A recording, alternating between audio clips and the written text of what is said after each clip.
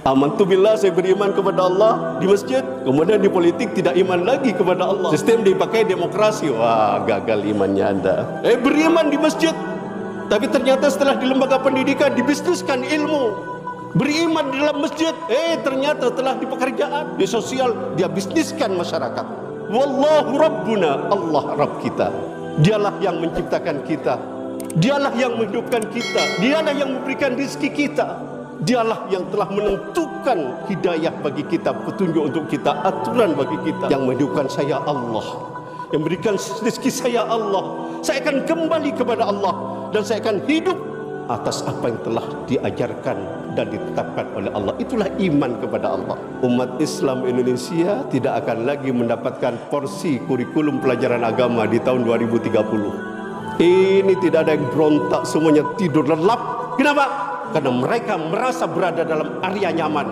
Kiai nyaman, penghasilan raja. Ustaz nyaman, penghasilan raja. Dagang nyaman karena penghasilan raja. Semuanya nyaman karena tunyana raja. Ini permasalahan. Mak ada gel ada umat Islam.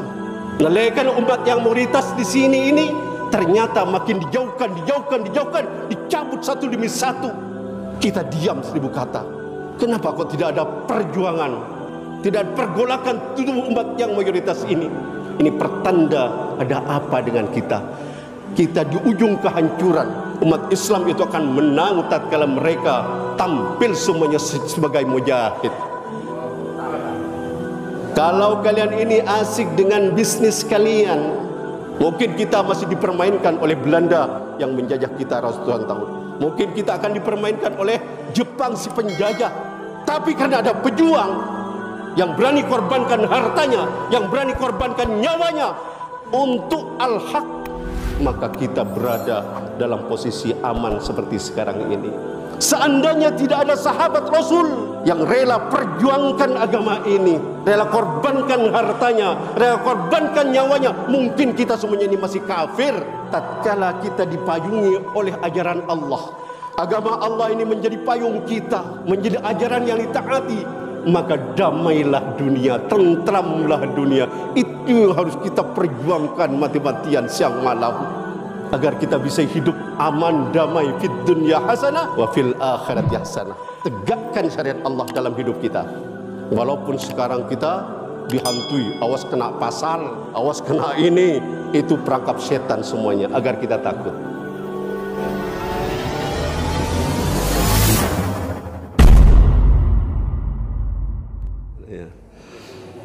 Bismillahirrahmanirrahim. Assalamualaikum warahmatullahi wabarakatuh.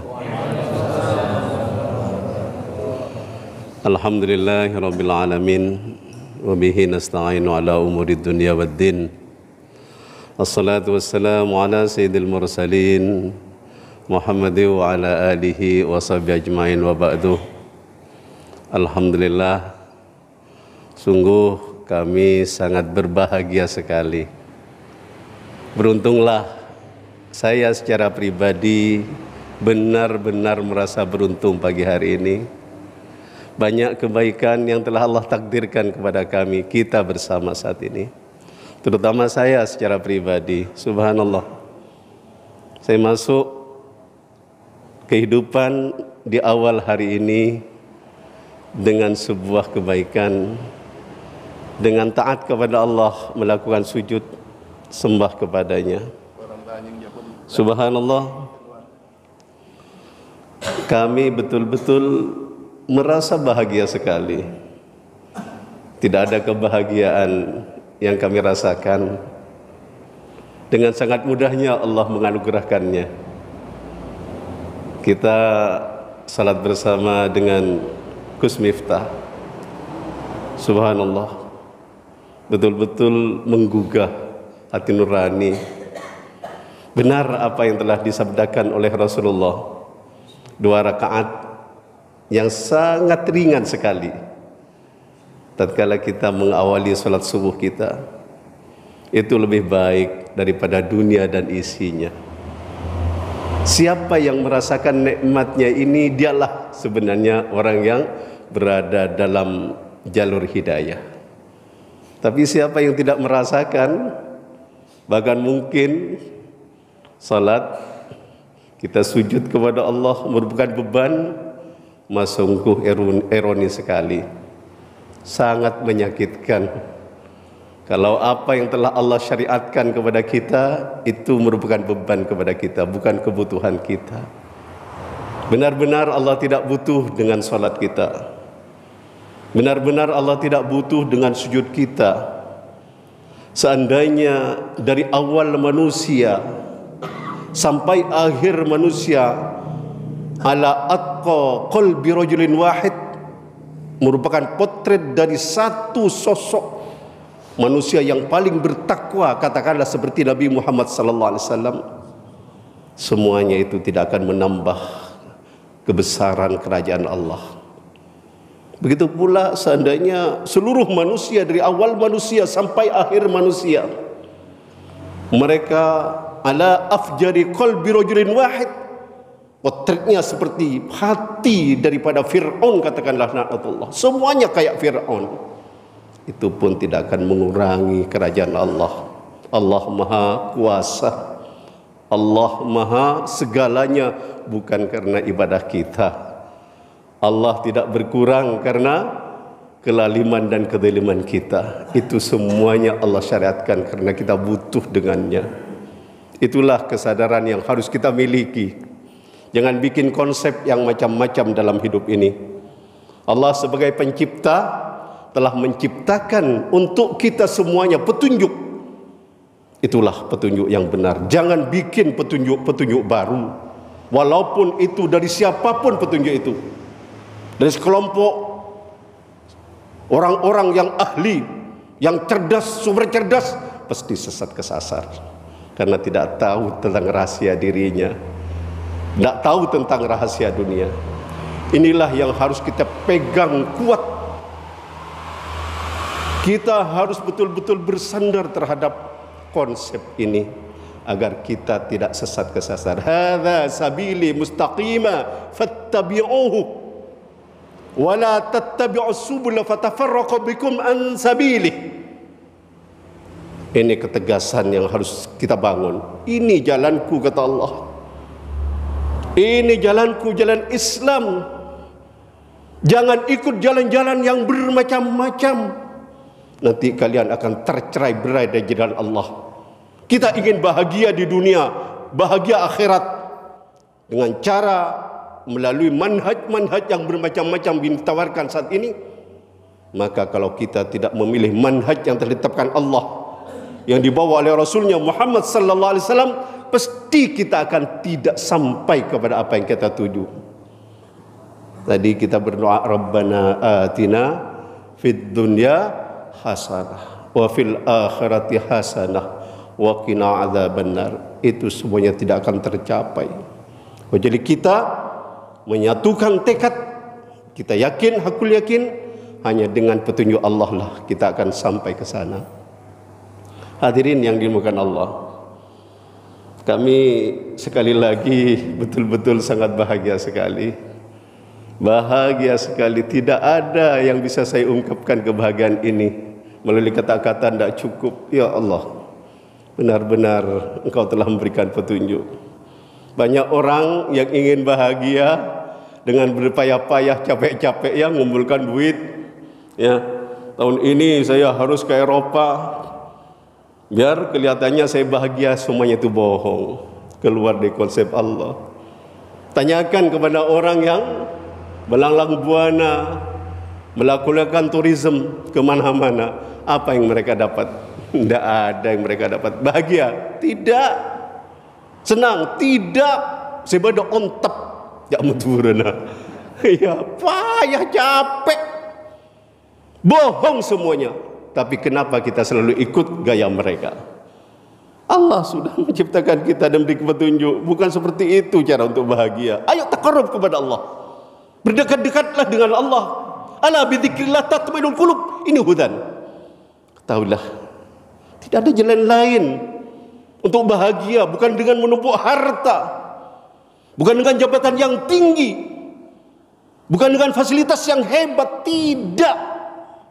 Hanya dengan berdekat dengan Allah, dengan zikrullah, seraya hatimu akan damai. Benar hadirin yang dimuliakan Allah, di masjid inilah tempat kita untuk berbahagia, bukan di tempat-tempat turisme. Sudah sesat kesasar pemimpin-pemimpin kita yang ingin memberikan fasilitas agar mereka bisa rekreatif, katanya bisa, yaitu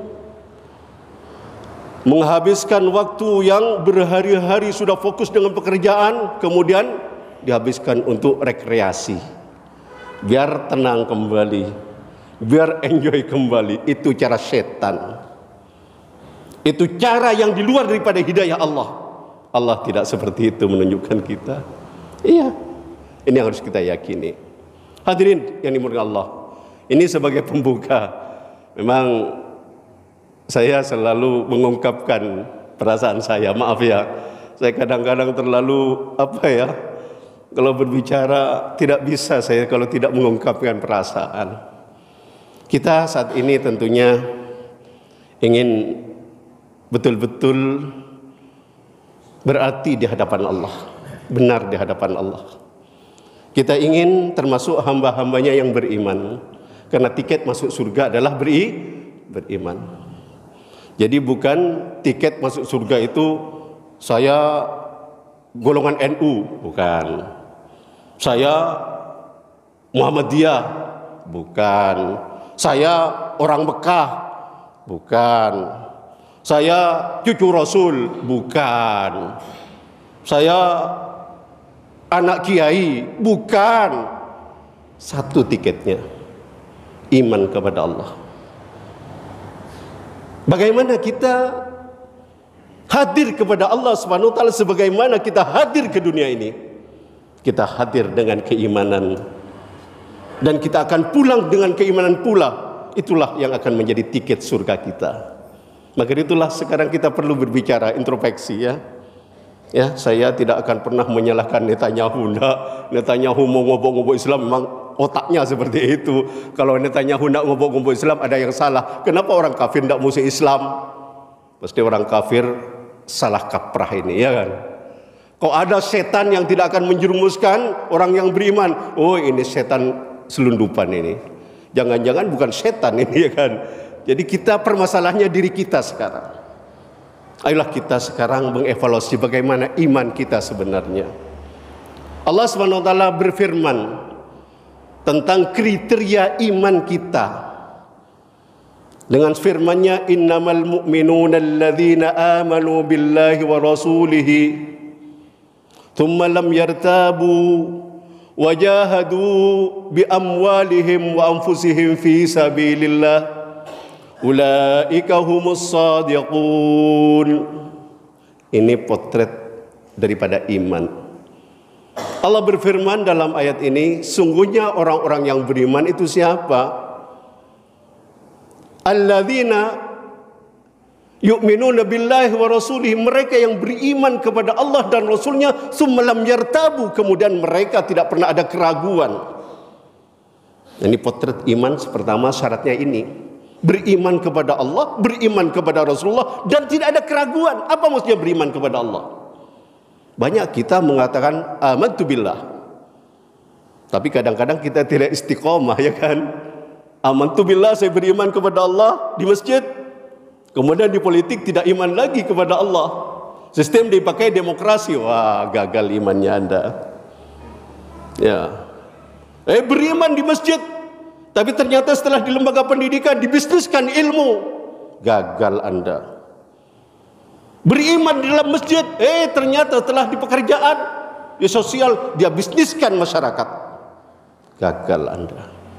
Jadi barang siapa yang menuhankan Allah, wallahu rabbuna, Allah Rabb kita, dialah yang menciptakan kita, dialah yang menghidupkan kita, dialah yang memberikan rezeki kita, dialah yang telah menentukan hidayah bagi kita, petunjuk untuk kita, aturan bagi kita. Itulah hadirat Rabb, tidak ada yang lainnya. Jangan berpaling Bahwasanya Allah Ar-Razzaq, Allah yang memberi rezeki. Kadang-kadang kita kecelik, tertipu ya. Karena Anda, maaf, seorang PNS umpamanya, maaf, saya katakan tidak apa-apa ya. Malah jelas para semua lagi kan. Engkau ipakan negara kau jangan. Engkau ada negara.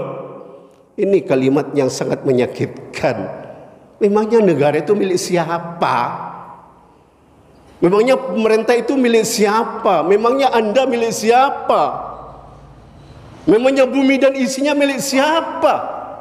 Kok ngaku-ngaku? Diberi kesempatan untuk berkuasa kok ngaku-ngaku? Inilah kesalahan fatal kita. Lillahi ma fis samawati ma fil ard. Bila Allah, apa yang ada di bumi dan apa yang di langit. Ini harus merupakan konsep awal yang harus kita tumbuh kembangkan, kuat-kuatkan di dalam diri kita. Beri penghasilan sekoni lupa ke Allah. Seakan-akan jerakan si makan ni. Waduh, emak aku lepas sampean lagi kan. Kalau setuju keduna Allah. Indonesia ini milik siapa katanya? Milik kita. Kita siapa? Bila kebaik panas? Mata kaca. Antara kebaik panas, diri kita bukan milik kita. Rusdi bukan milik Rusdi. Rusdi lahir tanpa niat. Siapapun juga tanpa niat. Fakta itu bosnya dia tidak punya kemampuan apa-apa. Dia milik Allah, semuanya milik Allah. Kenapa kok berpaling dari Allah? Kuliban sampean ada air nasi rezeki kuliban sampean nasi. Keng Allah nang tua kicik rezeki kuliban sampean nasi. Ceseng Allah nang tua kicik rezeki manusia betok. Akar-akar akan betok kuliban sampean. Yakin tak yakin? Jawab yakin tak yakin? Inilah rezeki dari Allah. Kenapa kalau bangsa sampean mak tujuan ke nasi? Kan Allah telah menentukan ya rezeki manusia nasi. Eki, sing Allah tentu lagi rezeki manusia ya. Yang itu air comberan, air comberan kalau bangsa sampean. Betapa hinanya kita. Eki, ingat ulah tadi kan? Bedola senang karoti sebagus dan sebucok lagi kan. Kenapa? Begitulah Allah takdirkan rezekinya. Mungkin mun tak ada olah para rabu simbolja gulaban sampean nega macam-macam. Dunia ini merupakan tumpukan bangkai. Bangkai tidak akan terurai. Itulah kekuasaan Allah. Beri sekuni penghasilan kalau pahit apa ngira nega cerogona. Engkau anak negara, stop kalimat itu. Itu akan menghilangkan iman Anda yang bercokol di dada Anda. Yang menunjukkan saya Allah, yang berikan rezeki saya Allah. Saya akan kembali kepada Allah dan saya akan hidup atas apa yang telah diajarkan dan ditetapkan oleh Allah. Itulah iman kepada Allah. Bukan hanya iman tatkala nenge musalla, nenge masjid para muslim. Kemudian bi rasulihi juga beriman kepada Rasulullah. Ya Rasulullah Muhammad sallallahu alaihi wasallam, dia utusan Allah. Ia utus sareng Allah, kaakui apa tak cerna Allah. Jadi dua hal yang tidak boleh kita tampik dan kita tidak boleh memilih salah satunya. Kalau kita beriman kepada Rasulullah, kita harus beriman kepada apa yang dibawa oleh Rasulullah. Karena tugas kerasulan hanya untuk menyampaikan ajaran Allah SWT, yaitu Al-Quranul Karim dan juga sunnah Rasulullah sallallahu alaihi wasallam. Summa lain bertabu, kemudian kita tidak pernah ragu. Tidak cukup iman itu seperti itu. Kemudian difirmankan selanjutnya, ciri selanjutnya, wajahadu bi amwalihim wa anfusihim fi sabilillah. Dan mereka berjuang dengan korbankan harta dan nyawanya di jalan Allah. Ulaika humus shadiqun, merekalah orang yang benar imannya. Jadi kalau kita hanya benar keimanannya kepada Allah, benar iktikadnya, tidak didukung oleh mujahadah, perjuangan, usaha keras dengan berbuat semaksimal mungkin untuk ketinggian agama Allah, dengan dibuktikan kita korbankan harta kita, kita korbankan nyawa kita, baru kita akan mendapatkan nilai ulaika humus shadiqun. Kuliban sampean mungkin para Arab semulja, kita semuanya saat ini berada dalam masalah besar. Ya, kita kadang-kadang merasa berada dalam yaitu area aman, dalam posisi damai. Kenapa? Sebab karena rezeki cukup, anak istri sehat, cantik dan lain sebagainya, menarik, pekerjaan betul-betul sangat memadai untuk kehidupan. Dia sudah merasa cukup. Orang yang berada dalam posisi seperti ini, orang yang bermasalah dengan keimanannya. Dia tidak memiliki mentalitas berjuang. Dia tidak memiliki mentalitas perjuangan. Dia hanya cukup damai dengan situasi ini, padahal kita berada dalam situasi yang dihinakan oleh Allah Subhanahu wa taala. Tidak tampak kepada dirinya, bosnya dirinya hina. Kita ini mayoritas. Saya sering katakan ini bukan ujaran kebencian, ini bukan radikalisme. Ini evaluasi diri. Jangan takut kita semuanya dengan tudingan-tudingan. Tatkala kita ingin menegakkan ajaran Islam, ini ajaran radikal. Ini adalah propaganda iblis laknatullah. Kenapa saya katakan demikian? Karena tidak ada ajaran yang bisa memoles jiwa sebagaimana ajaran Islam. Apa yang ditakutkan dengan keislaman seseorang? Apa yang ditakutkan dengan ketakwaan seseorang? Makin beriman kita, makin kuat iman kita, makin hebat Islam kita. Apa yang akan diberikan oleh Allah kepada kita? Kemuliaan. Dia akan menjadi sosok manusia yang paripurna. Kenapa ajaran ini kok ditakuti, ya kan? Ini kadang-kadang kita termakan. Lah, cak bentaan masalah. Ajaran Islam harus diterapkan. Lah, radikal. Kena kita. Bermasalah dengan iman Anda. Iman Anda berada di ujung tanduk. Bisa-bisa Anda nanti mati dalam keadaan kafir. Kenapa? Karena Anda tidak berani membela Islam. Kita tidak bisa hidup tanpa Islam. Ini tegas. Kita harus berjuang. Ya, kita harus korbankan apa yang kita miliki. Bukti iman kita bahwasanya ini adalah ajaran benar. Ini kebutuhan kita, ini kebutuhan anak cucu kita. Anak cucu kita tidak akan bisa hidup tanpa Islam. Kita tidak akan bisa hidup dengan Islam. Jangan bangga kita, karena kita sholat sekarang tidak dilarang ya, karena ini tidak bisa dilarang. Tapi dalam satu sisi kita sekarang umat Islam Indonesia tidak akan lagi mendapatkan porsi kurikulum pelajaran agama di tahun 2030. Ini tidak ada yang berontak, semuanya tidur lelap. Kenapa? Karena mereka merasa berada dalam area nyaman. Kiai nyaman, penghasilan raja. Ustaz nyaman, penghasilan raja. Dagang nyaman karena penghasilan raja. Semuanya nyaman karena tunya raja. Ini permasalahan. Maka ada gel atas umat Islam. Nalekan umat yang mayoritas di sini ini ternyata makin dijauhkan, dicabut satu demi satu. Kita diam 1000 kata. Kenapa kok tidak ada perjuangan, tidak ada pergolakan tubuh umat yang mayoritas ini? Ini pertanda ada apa dengan kita? Kita di ujung kehancuran. Kuliban sampean para albu semulja tak kira menang karena kuliban sampean kaya raya, stop. Kita tidak akan menang. Kita tidak akan menang karena umat Islam cerdas, stop. Tadi cerita tanah. Umat Islam itu akan menang tatkala mereka tampil semuanya sebagai mujahid. Betul. Ayat ini ditafsir oleh Rasulullah SAW dalam sebuah hadis. Idza tabaya'tum bil 'ainah wattaba'tum bi adnabil baqar wa raditum biz zar' wa taraktum al jihad sallallahu alaikum dullan la yanzi'uhu hatta tarji'u ila dinikum, yakni al jihad. Lamun ban kapire asik ban bisnis sebaan. Jangan Kanjeng Nabi ni kata ki, kalau kalian ini asik dengan bisnis kalian, bisnis saya menghasilkan banyak keuntungan, saya damai. Kalau kamu damai, asik dengan peternakan kamu karena kamu mendapatkan keuntungan. Peternakannya bagus, padang rumputnya bagus.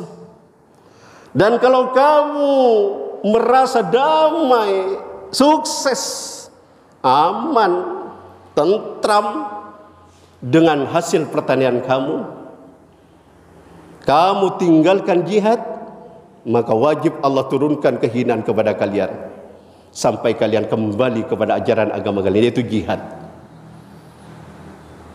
Fakta sejarah, seandainya tidak ada jihad pejuang, maka kita akan berada dalam peninabobokan dari penjajah-penjajah laknatullah. Mungkin kita masih dipermainkan oleh Belanda yang menjajah kita ratusan tahun.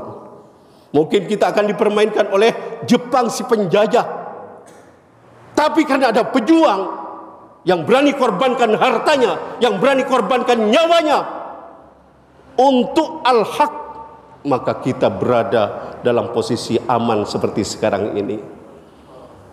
Seandainya tidak ada sahabat Rasul yang rela perjuangkan agama ini, rela korbankan hartanya, rela korbankan nyawanya, mungkin kita semuanya ini masih kafir.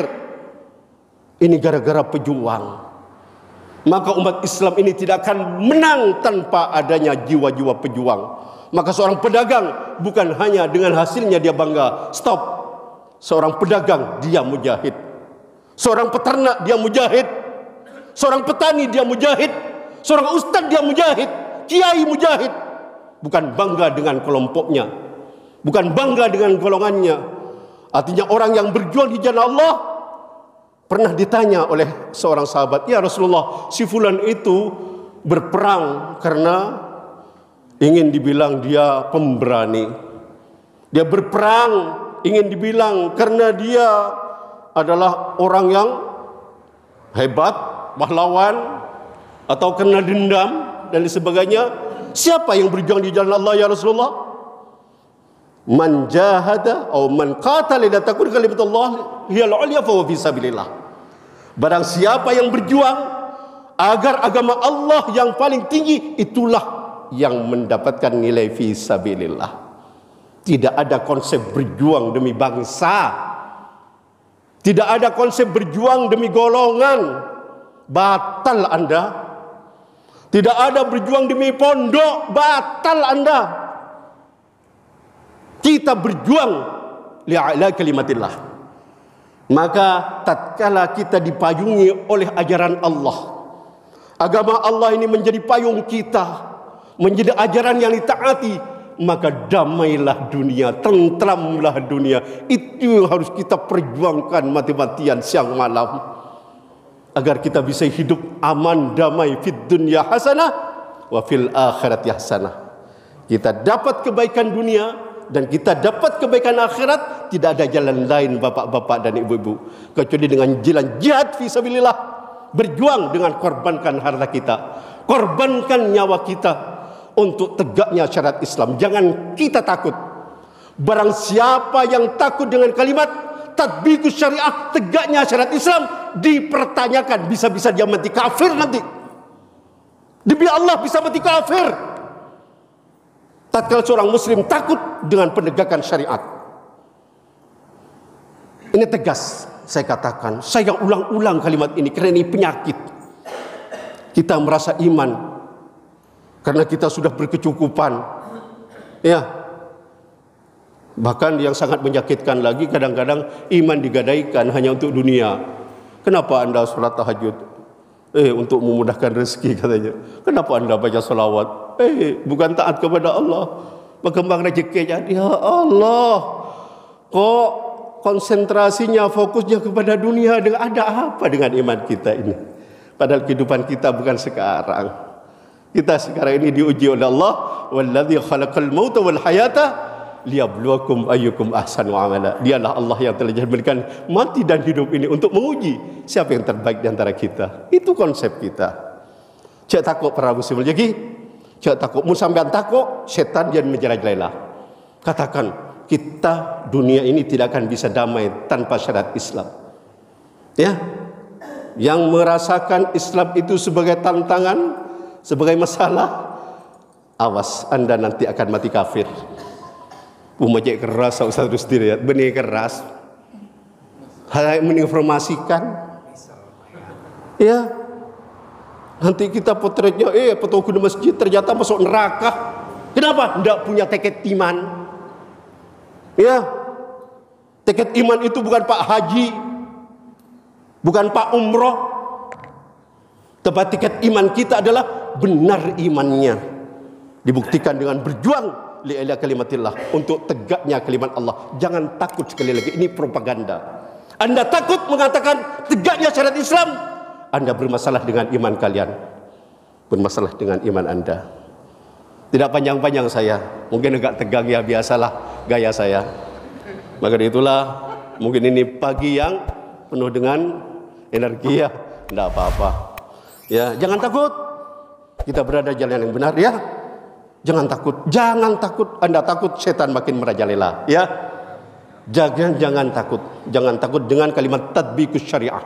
I'la kalimatullah, meninggikan kalimat Allah, tidak ada jalan dengan tadbikus syariah. Tegakkan syariat Allah dalam hidup kita.